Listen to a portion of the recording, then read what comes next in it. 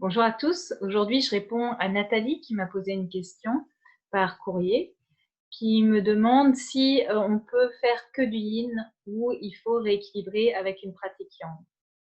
Donc, pour moi, en tout cas, le yin yoga est une pratique complémentaire, très importante parce qu'elle va s'adresser à une partie de notre corps qui n'est pas ciblée dans d'autres pratiques de façon aussi précise, qui est la partie yin du corps.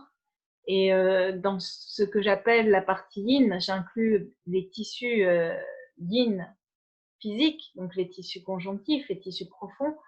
Donc nous, on travaille surtout dans l'yin yoga, les tendons, les ligaments, les articulations, les fascias, mais aussi à l'aspect yin de notre être, qui est nos émotions, tout ce qui est en profondeur, euh, et le yang, qu'est-ce qui est yang? C'est les tissus musculaires et c'est la force d'action.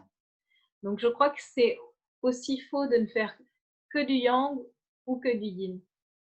Je crois qu'on a tous besoin d'un équilibre. Maintenant, est-ce que ça veut dire que le yang, c'est forcément une pratique de yoga dynamique? Pas forcément.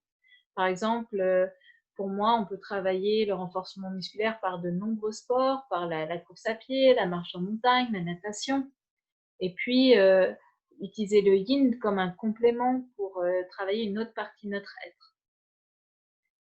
Et, mais en tout cas, clairement, pour moi, il y a vraiment cette idée d'équilibre, d'avoir une partie yin, une partie yang, dans tous les aspects de notre vie, inclus dans cette pratique qu'on appelle le yoga.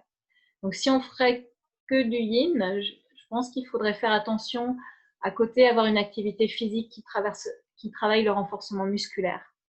Sinon, ça nous amène dans trop de yin, trop de relâchement. Alors, c'est vrai que notre société, elle a plutôt la tendance inverse, donc trop de yang. Et, euh, et c'est rare qu'on ait des gens qui soient vraiment trop dans le yin. Mais quand même. Donc, pour ça, pour répondre à ta question, Nathalie, faire que du yin, je recommanderais toujours en fait d'avoir à côté une pratique dynamique, que ce soit une pratique de yoga ou autre chose, un sport, quelque chose qui permette de prendre soin de l'autre partie de notre être. Voilà, merci.